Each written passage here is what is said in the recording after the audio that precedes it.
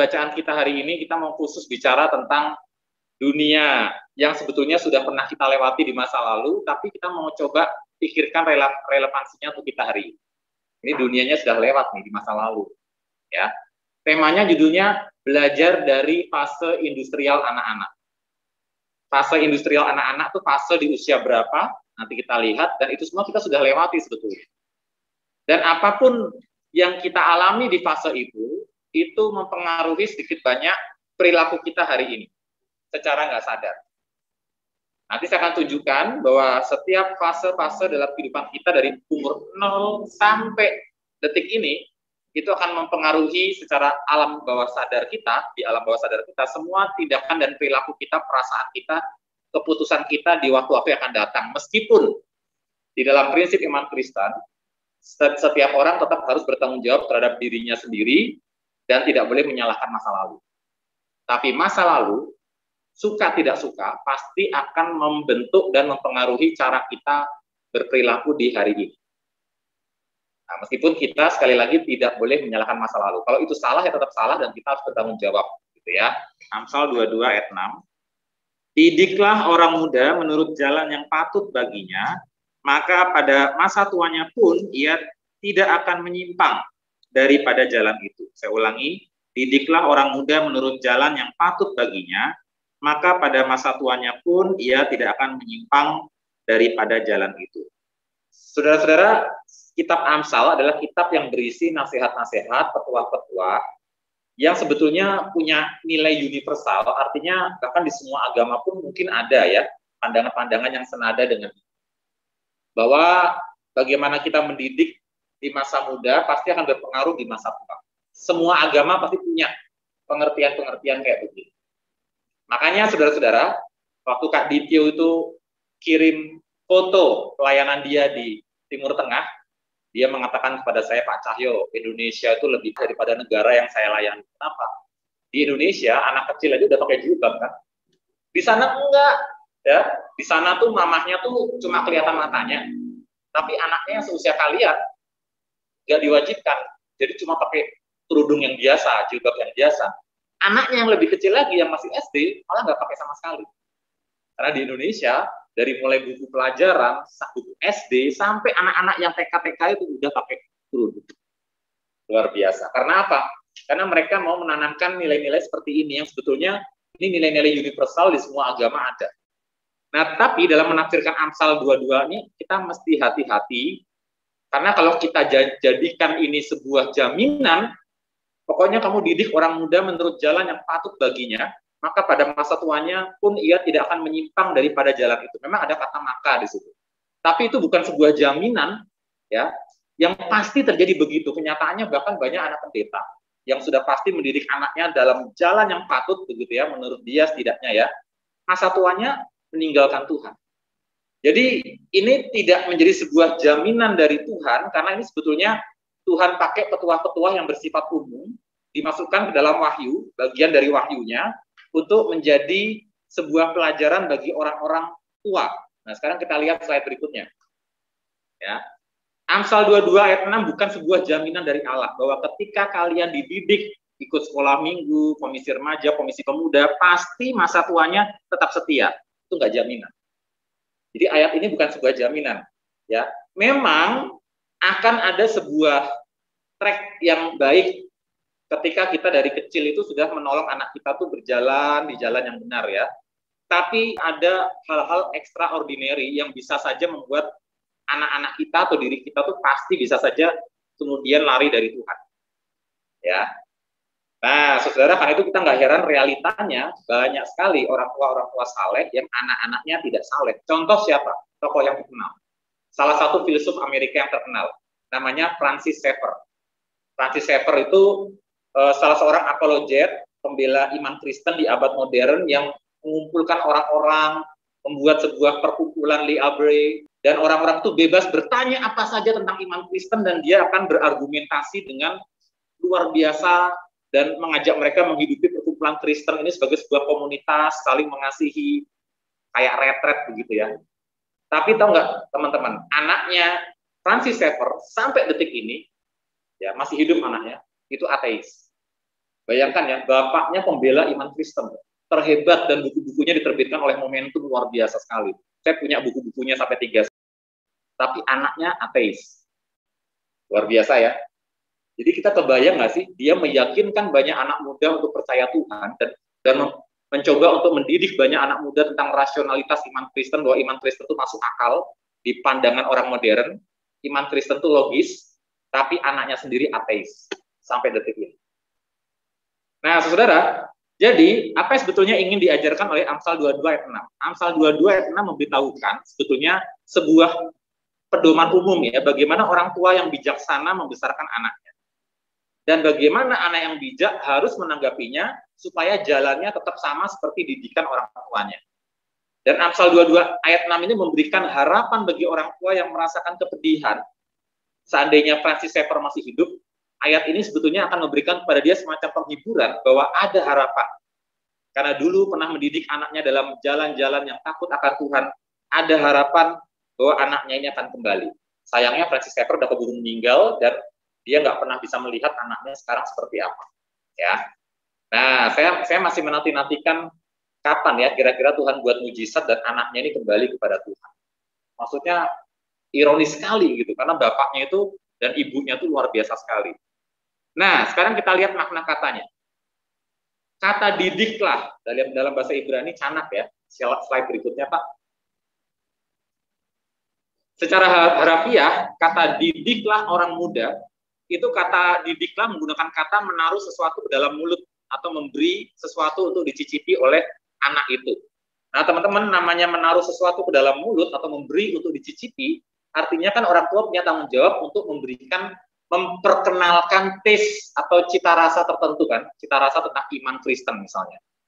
Tugas orang tua untuk memperkenalkan tentang kehidupan gereja, meskipun itu taste-nya. Pada akhirnya, apakah anaknya mau benar-benar mengunyah atau enggak, itu kan anaknya seiring perkembangan usia harus tanggung jawab. Ya, orang tua hanya bisa memperkenalkan. Mama saya memperkenalkan dengan sukses, ya, pare. Dia mengatakan di masa kecil saya, kamu harus makan pare, karena itu bagus buat kulitmu bisa halus. Kenyataannya sih kulit saya nggak halus-halus amat ya, tapi saya suka pare sejak sampai sekarang. Saya suka banget pare sampai sekarang. Mau parenya dicampur dengan somai, mau parenya di sayur, saya suka banget. Padahal bagi kalian nggak suka pare kan, karena pahit kan, saya suka banget. Ya, nah teman-teman, jadi menaruh sesuatu ke dalam mulut atau mendidik, memperkenalkan tes cita rasa iman Kristen seperti apa, itu tugas orang tua.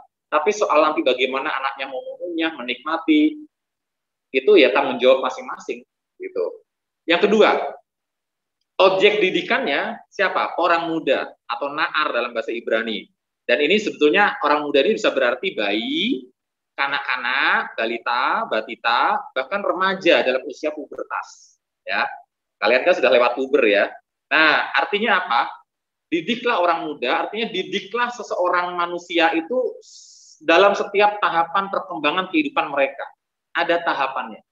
Nah, zaman dulu ya, wahyu umum, dalam doktrin Reform itu kita mengenal istilah wahyu khusus dan wahyu umum, anugerah khusus dan anugerah umum. Nah, dalam anugerah umum Tuhan munculkan ada orang-orang, meskipun bukan Kristen, tapi menemukan dari hasil penelitian ya, tentang tahapan-tahapan perkembangan manusia. Ya, dan kita akan lihat tahapan-tahapan itu. Berikutnya, didiklah orang muda di dalam jalan yang patut baginya. Kata jalan, silakan Pak, dari Ibraninya derek, sering merujuk pada tindakan atau perilaku manusia, baik ataupun buruk. Artinya, didiklah orang muda menurut jalan yang patut atau menurut tindakan atau perilaku yang seharusnya. Tindakan perilaku yang seharusnya yang harus dituntut kepada anak itu, maupun tindakan atau perilaku yang seharusnya dilakukan oleh si pendidik. Jadi itu maksudnya jalan yang patut ya. Si pendidik harus punya cara yang patut, si anak-anak harus mengikuti perilaku yang patut. Jadi ini tuntutannya kedua-dua pihak.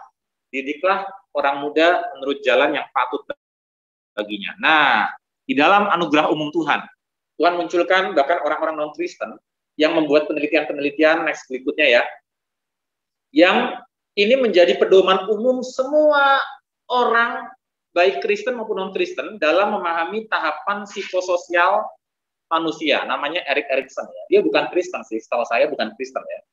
Tapi ini sudah menjadi pedoman umum.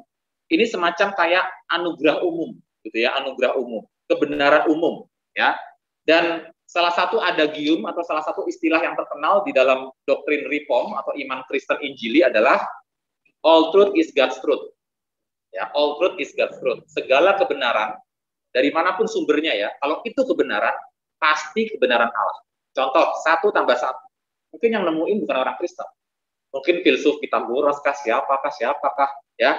Tapi asal 1 tambah 1 itu sesuai realita, dan bisa diverifikasi, dan merupakan kebenaran, maka itu adalah kebenaran Allah. Meskipun yang nemuin bukan Kristen. Kemudian hukum gravitasi. Newton menemukan apel jatuh, misalnya kayak begitu. Kemudian dia menemukan hukum gravitasi, kalau nggak salah Newton atau siapa, saya nggak tahu ya. Kemudian orang Kristen mengatakan, ya, saya nggak mau akui itu, saya meragukan kekristenannya Newton misalnya. Dia naik kapal, naik pesawat terbang, karena dia meragukan kekristenannya Newton, dia mau lompat keluar dari ketinggian 6.000 meter, ya, saya nggak takut. Jadi itu orang paling bodoh, ya pasti dia gepeng, ya, ditarik gravitasi dan sampai bumi ini pasti udah kayak tempe penyet. Nah, saudara, jadi kita melihat kebenaran dimanapun kita temukan, kalau itu kebenaran, maka itu adalah kebenaran Allah. All truth is God's truth. Nanti kalian kalau dengar ceramah-ceramahnya orang Reform yang khotbah tentang mandat budaya, pasti akan sering ketemu istilah itu. Ya, all truth is God's truth. Kalian di kampus ketemu nggak istilah itu? Ketemu ya, sama Pak Lanta ya. Ya, Pak Lanta ya, oke.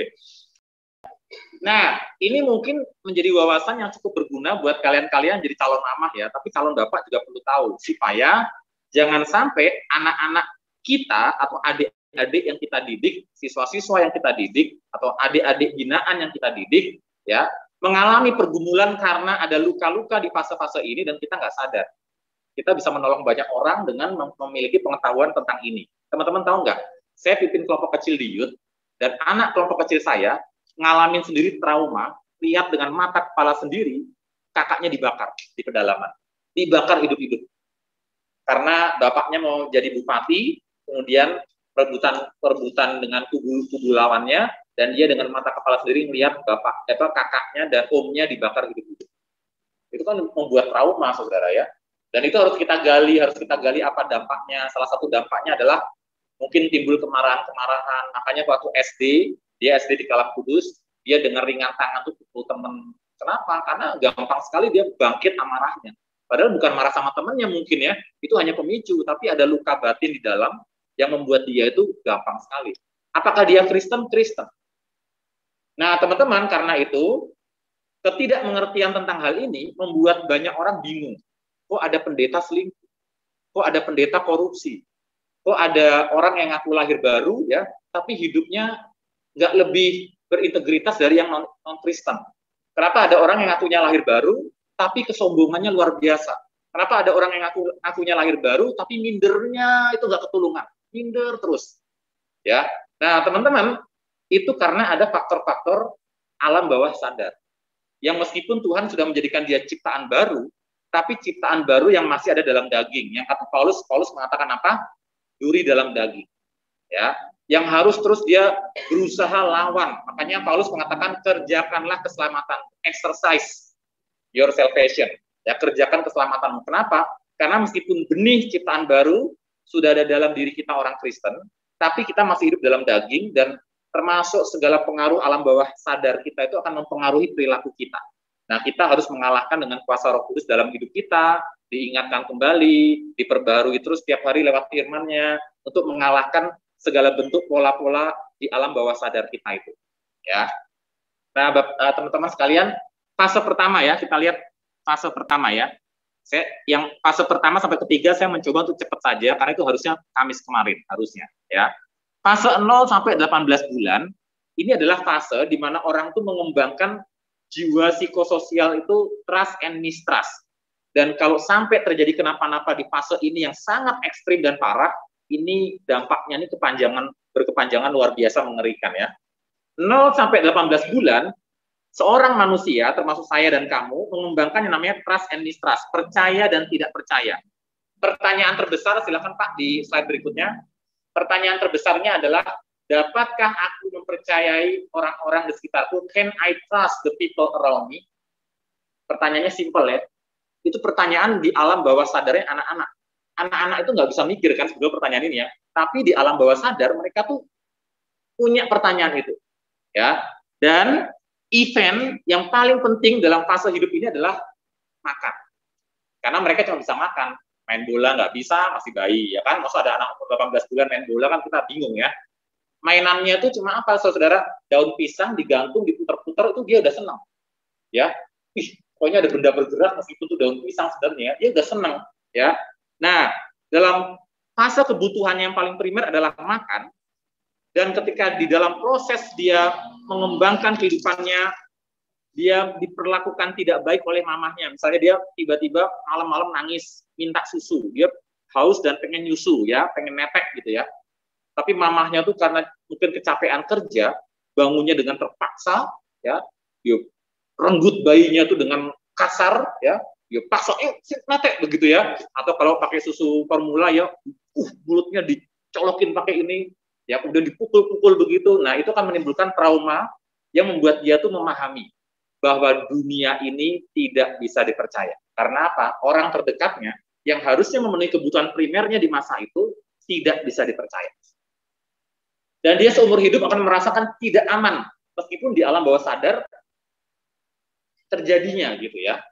Nah, kalau umur-umur dewasa dia sudah lahir baru, ya, dia mulai mengerti bahwa keamanan ada di dalam tangan Tuhan. Tuhanlah yang memberikan dan menjamin rasa aman. Tapi alam bawah sadarnya dia itu yang akan terus menghantui, iblis akan pakai untuk menghantui dia terus, gitu ya. Sehingga dia akan selalu menjadi pribadi yang curiga dan tidak mudah percaya sama orang. Karena sudah terlanjur hope-nya dimatikan. Jadi itu ada basic virtue ya, ada nilai-nilai dasar hope. Kalau dia diperlakukan dengan baik di fase-fase ini, dia akan muncul pengharapan. Bahwa dunia sejahat apapun, dunia tetap punya harapan. Dia akan jadi orang yang tangguh sekali. Ya, meskipun sekelilingnya rumah tangganya hancur, kayak Ayub, dia rumah tangganya hancur, apa begitu-begitu ya. Istrinya mengkhianati dia, mengatakan kutukilah ayahmu. Tapi orang-orang yang punya bekal baik di masa 0-18 bulan, maka dia akan selalu punya harapan sehancur apapun dunia di sekitarku, selalu ada orang baik. Gitu. Nah, tapi kalau ada orang-orang yang mengalami trauma luar biasa di masa ini, dia akan selalu curiga sama orang. Selalu merasa tidak aman dengan keberadaan orang lain. Misalnya paling sederhana gini ya, saya kemarin kasih ilustrasi begini. Dia melihat Dian, prestasinya di kelas itu luar biasa hebat dalam hal matematika misalnya. Dan semua orang memuji-muji dia. Entah gimana tuh dia punya perasaan tidak aman. Dan dia merasa Dian ini pesaing yang harus saya kalahkan. Pilihannya adalah saya kalahkan dia atau saya hancur. Jadi bagi dia, pikirannya tuh fatalistis banget. Ya, kalau saya nggak hancurkan dia, dunia saya kiamat. Padahal kan nggak juga ya. Padahal kan kalau misalnya kita kalah dalam hal matematika, bisa aja dia punya kecerdasan musik, bisa aja dia punya kecerdasan sosial. Tapi bagi dia, kalau saya kalah sama dia dalam bidang matematika, dunia saya kiamat. Saya harus kalahkan dia dengan segala cara. Nah itu ngeri sekali teman-teman ya. Nah ini hal-hal yang orang-orang kadang-kadang nggak sadari. Ya meskipun dia sudah lahir baru, sudah ada benih yang baru, makanya firman Tuhan mengatakan kita harus terus membaca firman Tuhan siang dan malam, merenungkannya siang dan malam, agar pengaruh-pengaruh yang iblis coba munculkan lagi dari alam bawah sadar itu bisa kita patahkan. Ya, pikiran-pikiran yang selalu merasa tidak aman, selalu merasa curiga, melihat segala sesuatu itu serba kompetisi. Kalau saya nggak dapat dia, dunia saya kiamat. Ya, pokoknya saya harus dapat dia. Kalau saya nggak dapat cintanya, saya bunuh diri saja. Ini tipe-tipe orang yang kehilangan harapan. Karena masa kecilnya mungkin mengalami fase trauma yang luar biasa di masa-masa ini. Ya, kita nggak tahu. Ya. Nah, teman-teman, fase berikutnya, fase otonomi versus shame and doubt. Otonomi itu ya otonomi, kemandirian, dan berlawanan dengan itu adalah rasa malu dan ragu-ragu. Kalau dia di masa usia berapa nih? 18 bulan sampai umur 3 tahunan ya. Itu berarti batita ya, bawah 3 tahun ya.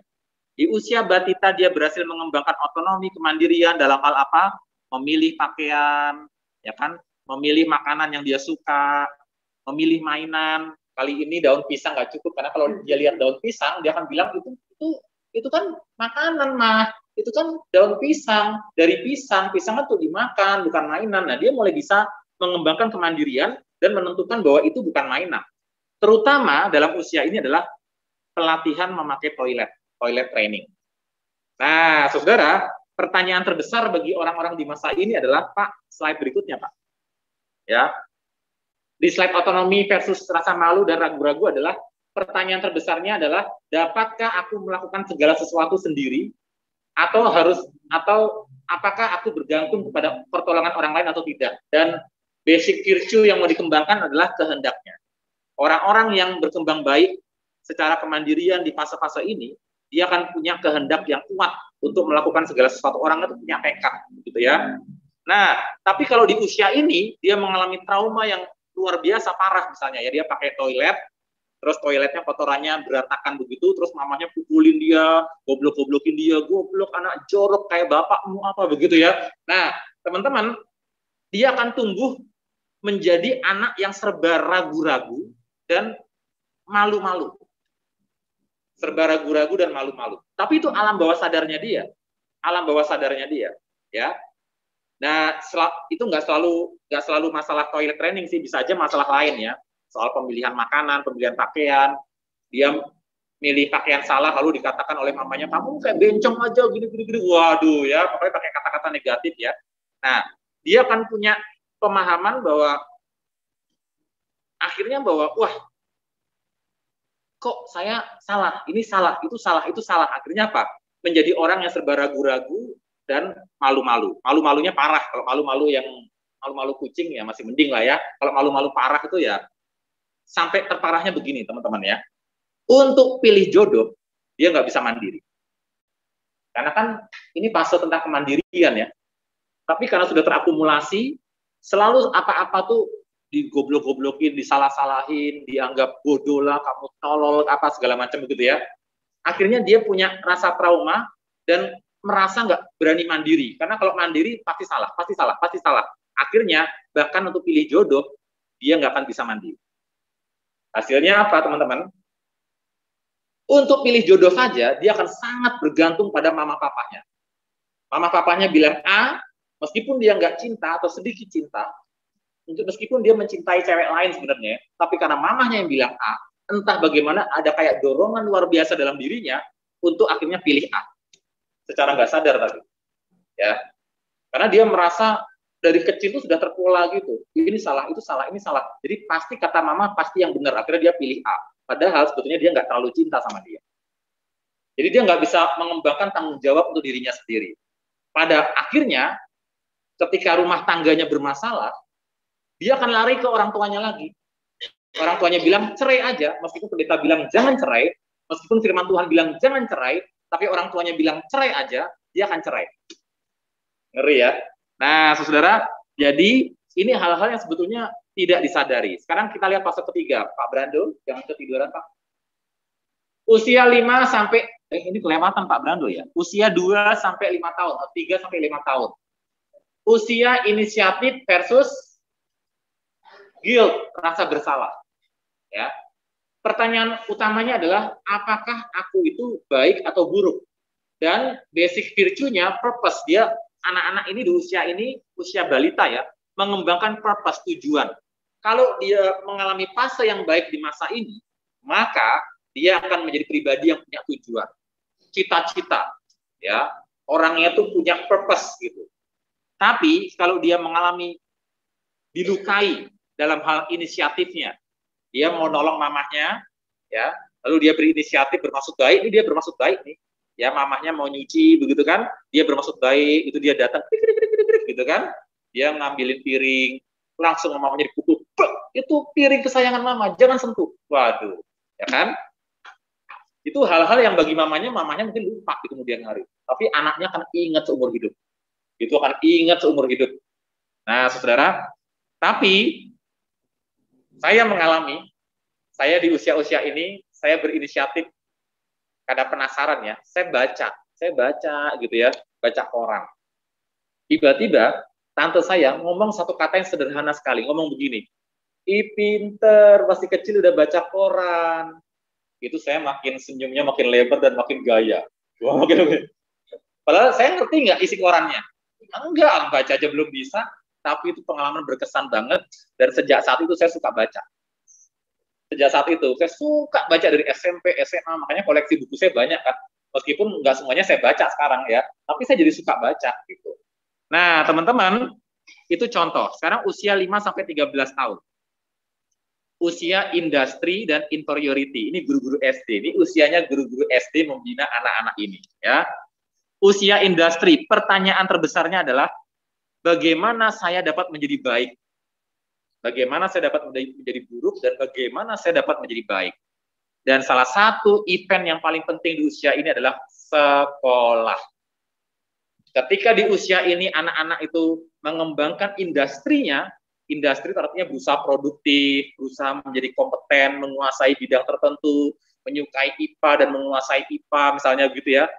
Dan kemudian gurunya mensupport itu, maka itu orang perkembangannya akan luar biasa. Tapi kalau dia misalnya salah sedikit ya, 1 tambah 1, terus dia jawab 3, terus gurunya bilang kamu memang goblok, ya orang dari sononya, nggak heran begitu ya. Jadi saudara, kalau dia mulai mengalami luka-luka di masa ini, ya sejak saat itulah dia akan benci matematika seumur hidup. Ya, dia akan benci matematika seumur hidup. Padahal kalau misalnya diberi kesempatan ulang ya di SMP, misalnya ada guru yang berbaik hati mau ngajarin dia khusus ngajarin matematika dari dasar lagi, kira-kira dia mampu nggak?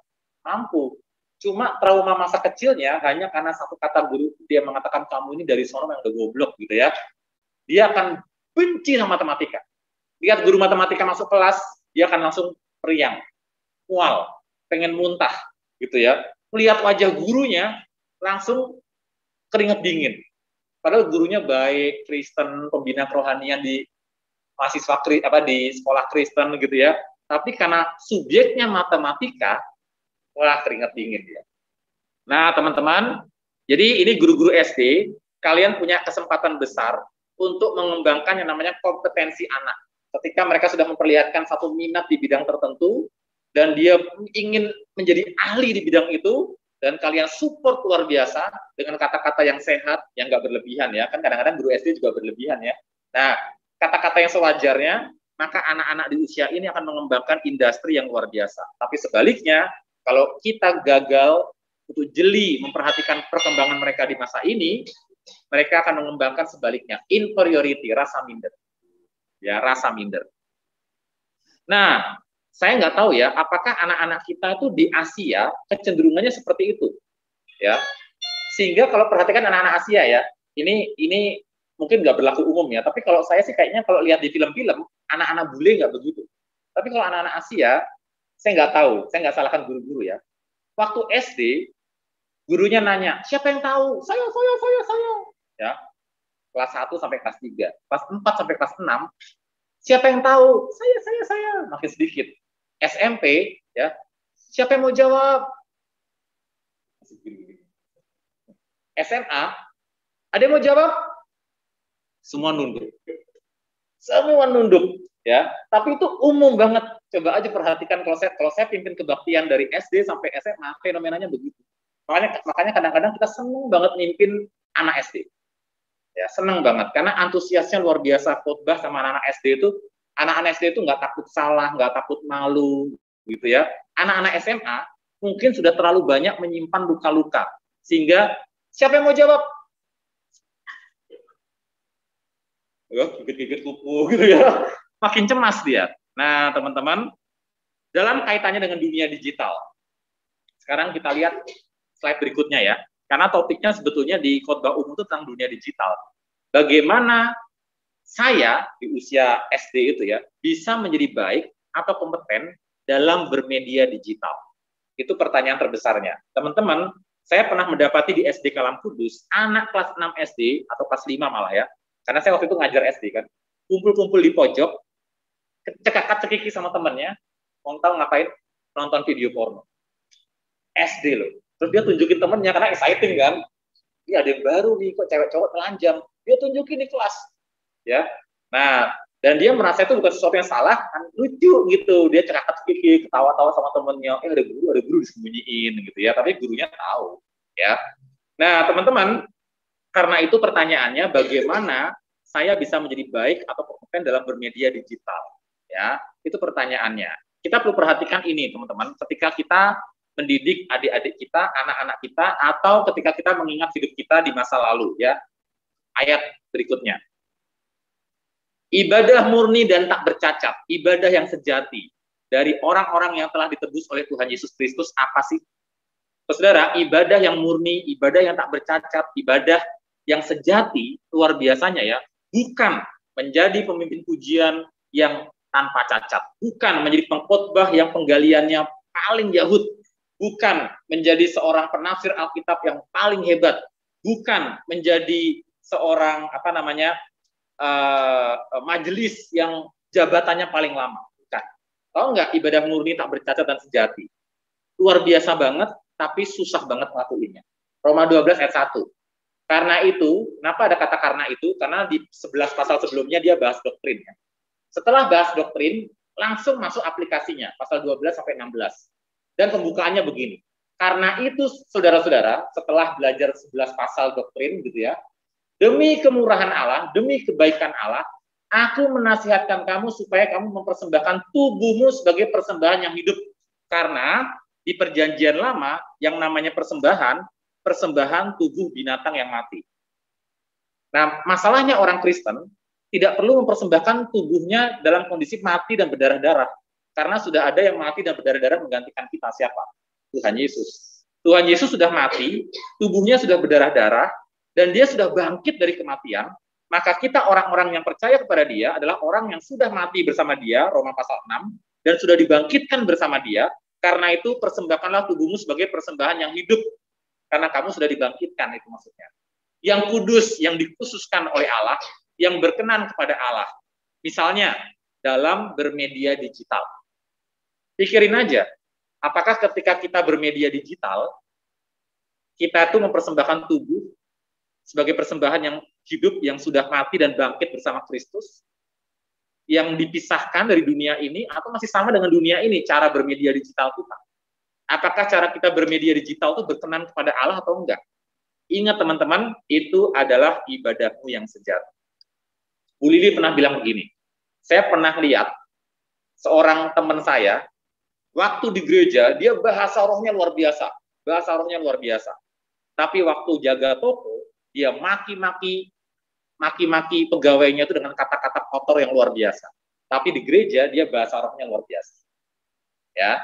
Nah, teman-teman, kira-kira dia di dalam berinteraksi, berdagang, dia mempersembahkan tubuhnya sebagai persembahan yang hidup, yang sudah mati dan bangkit bersama Kristus, atau masih menggambarkan kematian rohani? Mulutnya masih kotor. Masih ngucapin kata-kata yang menghina-hina pegawainya. Nah, Yakobus 1 ayat 27. Ibadah yang murni dan tak bercacat di hadapan Allah Bapa kita ialah luar biasa sekali. Mengunjungi yatim piatu dan janda-janda dalam kesusahan mereka. Jadi ibadah sejati itu selalu terkait dengan sesama. Mengunjungi orang-orang yang membutuhkan. Itu ibadah yang murni dan tak bercacat di hadapan Tuhan. Selalu kaitannya dengan orang lain, sesama. Dan menjaga supaya dirinya sendiri tidak dicemarkan oleh dunia, dalam konteks kita, dalam bermedia digital. Apakah dalam bermedia digital kita itu dicemarkan oleh dunia apa enggak? Itu tantangan untuk anak-anak didik kita dari usia SD. Bagaimana mereka mengembangkan kompetensi dalam mempraktekkan dunia digital, dan ini PR buat kita juga bertanya pada diri sendiri. Nah, guru-guru SD mesti memastikan ayat-ayat ini, 2 ayat ini, diingatkan kepada adik-adik. Ya. Nah, slide berikutnya Pak, kita lewat aja Pak. Ya, ini lewat aja, ini terlalu detail ya. Nah, ini langsung slide terakhir aja ya. Saya asumsikan teman-teman sudah ngerti tentang media digital. Media digital itu adalah media yang bukan media konvensional ya, bukan koran, bukan surat kabar, bukan televisi, bukan radio, tapi media digital itu ya WA, internet, ya sesuatu yang bisa kita praktekkan seorang diri pribadi ya, bukan perusahaan begitu ya. Nah, bagaimana kamu? Kompetensi dalam bermedia digital yang harusnya dikembangkan anak SD, yang menjadi pertanyaan kita adalah, kita ini sudah lulus level SD belum? Anak SD harusnya punya kompetensi dunia bermedia digital seperti ini. 1, memahami bahwa fungsi media digital adalah untuk aktivitas produktif. Sekarang kita tanya nih, ini untuk anak SD ya. Anak SD harus memahami bahwa fungsi media digital adalah untuk aktivitas yang produktif, yang menghasilkan ya sesuatu yang baik. Pertanyaannya kalau kita pribadi yang sudah bukan SD lagi, media digital fungsinya menjadi aktivitas produktif kita atau aktivitas kita buang-buang waktu. Artinya kita nggak produktif. Saya terus terang ini masih kelemahan saya ya, karena kalau saya sudah ngelihat TikTok, lihat Instagram itu godaannya tuh scrolling terus ya, scrolling terus, apalagi nih. Nah, tapi teman-teman itu menjadi aktivitas yang akhirnya mematikan produktivitas kita dan itu tidak memuliakan Tuhan. Ya, karena waktu kita tuh waktu hidup sangat terbatas sekali. Nah, saudara, dan saya tuh sampai akhirnya harus menetapkan pikiran, sampai sekarang saya masih berjuang terus ya, apa sih sebetulnya yang saya ingin manfaatkan dari dunia digital? Saya ingin belajar bahasa Korea, saya ingin belajar bahasa Jepang, saya ingin belajar bahasa Yunani, memperdalam lagi yang pernah saya pelajari di waktu kuliah. Saya ingin mendalami lagi bahasa Ibrani. Saya memutuskan, kalau saya buka internet, Tuhan tolong saya, dan saya bikin strategi. Itu semua situs-situs yang berhubungan dengan yang mau saya pelajari, saya jadikan apa namanya, kalau kita taruh di desktop apa namanya, pokoknya begitu kita buka layar HP yang muncul itu gitu ya. Jadi kita nggak perlu nyari-nyari di dalam HP kita, tapi langsung ketika kita swipe layar HP kita yang muncul itu. Jadi kalau saya mau belajar hari ini, saya mau belajar bahasa Yunani lagi, saya langsung klik itu gitu ya. Artinya kita menggunakan media digital untuk aktivitas produktif ya. Kemarin kayak Brian misalnya posting tentang video-video singkat pembinaan dari Arsisprul ya, kan singkat-singkat tuh videonya. Nah kalau kalian rindu mau belajar, langsung itu situsnya tuh taruh di halaman depan HP. Begitu kalian punya waktu luang, langsung klik itu, nonton satu video, besoknya nonton satu video lagi. Kalau saya pakai situs Turtmill itu salah satu situs untuk pembelajaran teologi ya. Meskipun saya sudah belajar, saya mau ngulang lagi. Saya taruh di layar HP paling depan. Ya, jadi waktu saya swipe langsung munculnya itu. Nah, teman-teman, gunakan media digital untuk partisipasi sosial yang produktif. Kalau nggak produktif, hapus saja. Contoh, teman-teman, saya punya grup SMP Katolik saya. Ngomongnya jorok-jorok semua. Dikit-dikit posting cewek telanjang, cewek setengah telanjang lah, setengah bugil, bikini, apa, kan saya jengkel ya. Dan mereka sengaja lagi tahu ada pendeta di situ kan. Ini alumni nih, ya. Tahu nggak? Akhirnya saya bilang ke teman saya yang Kristen ya, sorry ya Linda, kalau ada yang tanya, kasih tahu aja. Kenapa Cahyo keluar dari grup? Soalnya postingannya aneh-aneh, bilang gitu. Males saya, ya postingannya aneh-aneh. Bayangkan teman-teman ya, saya punya grup WA teman-teman SMA. Isinya mayoritas Islam, karena saya SMA negeri ya, isinya lebih sopan, ya, meskipun ayat-ayat Al-Quran ya, tapi bagi saya itu masih mending lah, ya, daripada cewek-cewek bugil apa, karena kalau cewek-cewek bugil kan saya tergoda nanti, kalau ayat Al-Quran kan saya kurang menikmati, ya, jadi saya nggak akan tergoda gitu ya, paling kan menambah wawasan saya gitu ya, dan mereka sopan-sopan, meskipun nggak pernah ngucapin Natal, tapi sopan-sopan, jauh lebih sopan dari grup yang sekolah Katolik, ya, nah, bagaimana kita melatih diri kita dan adik-adik kita, anak-anak kita berpartisipasi sosial yang produktif. Partisipasi sosial seperti apa yang harus dibuang dan yang harus diikuti. Misalnya contoh, ada anak-anak kita yang ikut grup Instagram untuk siswa-siswa yang cinta lingkungan. Dan dia sekarang udah alumni ya, dia bergiat di dalam kegiatan cinta lingkungan, sifatnya nasional, tapi grupnya itu di Instagram. Dia ikut. Nah, itu contoh yang produktif ya. Yang berikutnya, bentuk kepribadian di dunia digital yang bermanfaat untuk kehidupan pribadi dan profesional di masa depan. Anak TC punya kesaksian nih, saya nggak tahu kalian ngalamin nggak ya. Ada anak-anak alma mater kalian yang saking jengkelnya sama yayasan, bikin postingan, ayo kita gantung orang yayasan, langsung polisi datang, jemput teman kalian kan, langsung dia dikeluarin dari TC kan. Ya, jadi teman-teman hati-hati bermedia sosial ya. Saya pribadi isi status WA saya usahakan 3 hal. 1, posting kegiatan, nggak apa-apa lah, biar jemaat tahu kegiatan saya. 2, saat teduh, artikel menarik. 3, yang lucu-lucu. Saya punya jiwa humor, dan saya senang yang kasih postingan lucu-lucu, karena jemaat banyak yang mengatakan mereka suka gitu. Mereka penasaran lihat postingan Pak Cahyo, karena pasti ada aja yang lucu gitu. Jadi saya terusin aja, bikin yang lucu-lucu gitu ya. Tapi, hindarilah postingan-postingan curhat, ya, curhat yang seolah-olah tuh dunia tuh harus empati sama kalian gitu loh, ya, ya, atau mengecam orang lain, mengancam orang lain. Ada yang di statusnya sampai pernah ngancam saya begini, awas ya, putus kepalamu. Ya kira-kira bahasanya begitulah, bukan pakai bahasa Indonesia, tapi pakai bahasa daerah, tapi intinya kira-kira awas, kamu saya bikin putus kepalanya. Ke saya tapi tujuan. Oh itu ngeri banget.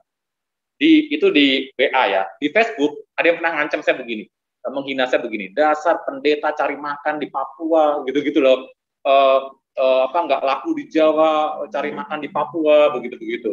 Ya pas saya selidiki yang punya akun, ternyata istrinya orang Jawa juga, begitu ya. Kurang ajar ya. Oh, para pendatang lah yang minimal ya. Nah, teman-teman, jadi kita perlu hati-hati sekali, jangan sampai status WA kita tuh atau status Facebook apa dipakai untuk hal-hal yang negatif, karena banyak orang cari kerja, akhirnya tidak diterima kerja karena jejak digitalnya itu dilacak. Akhirnya nggak diterima kerja. Tidak diterima masuk ke Amerika. Kenapa? Karena jejak digitalnya dia hina-hina Amerika. Tadinya udah senang-senang mau kuliah di Amerika, pas lihat Facebooknya isinya maki-maki Amerika, ya, gara-gara dukung Rusia. Hurra. Nah, kemudian berikutnya ya, seringlah mendiskusikan pengalaman bermedia digital dan kaitannya dengan pengalaman di dunia nyata. Nah, yang terakhir ini penting sebagai bentuk akuntabilitas, karena kan godaannya sangat besar ya. Nah, ada seorang pemudi, saya nggak bilang ya, di mana, kapan, siapa, dia curhat, dia sangat tergoda dengan pornografi, semi pornografi. Ya, cewek ini, bukan cowok loh, cewek. Dia curhat ke teman gereja lain curhat ke saya. Itu loh, ada pemudimu yang bergumul dengan itu. Ya. Nah, teman-teman, jadi saudara, ya saya bilang, tapi dia terbuka sama kamu ya? Iya, oh ya sudah nggak apa-apa. Yang penting kan sama-sama seiman. Ya kan, meskipun gereja lain, yang penting dia punya teman akuntabilitas, pengalamannya tergoda di dunia digital, melihat konten-konten pornografi, semi pornografi, bukan pornografi yang 100% ya, semi pornografi. Ya udah, yang penting dia terbuka sama kamu, dia curhat sama kamu, ya kamu doakan lah. Tolong, saya titip, tolong bimbing pemudi saya. Saya titip dia begitu. Nah, teman-teman, ini poin terakhir ini penting, dan anak-anak kita harus diajar terbuka sama kita. Kalau ibu-ibu guru SD menemukan ada anak-anak SD yang karena gelisah dia kira curhat sama kita, jangan dimarahin dan mengatakan dasar pikiran otak udang kotor. Tahu nggak kenapa udang itu disebut otak udang? Karena udang tuh nyimpan kotoran di kepalanya. Kamu tuh mau disebut otak udang? Jangan dimaki-maki. Setelah itu dia nggak akan mau cerita ke kita lagi. Ya, nggak akan pernah mau dia cerita. Kenapa banyak anak nggak mau cerita ke orang tuanya? Karena baru ngomong sedikit orang tuanya sudah maki-maki. Ya, dasar pikiran kotor, jorok, kamu ikutan bapakmu ya, kamu kayak mamamu aja dulu sama laki-laki lain. Wah udah ya. Nah teman-teman, jadi ini 4 hal untuk kita renungkan bagi diri kita sendiri. Nah sebenarnya ini bisa jadi bahan diskusi yang menarik. Sekarang jam berapa sih? Nah, 7.30. Oh, udah lewat ya. Teman-teman, kalau ada waktu, teman-teman bisa jadikan ini sarana diskusi nanti ya. Kemudian untuk kira-kira dari 4 ini mana sih yang sudah kita praktekkan, mana yang belum, mana yang perlu, dan seterusnya.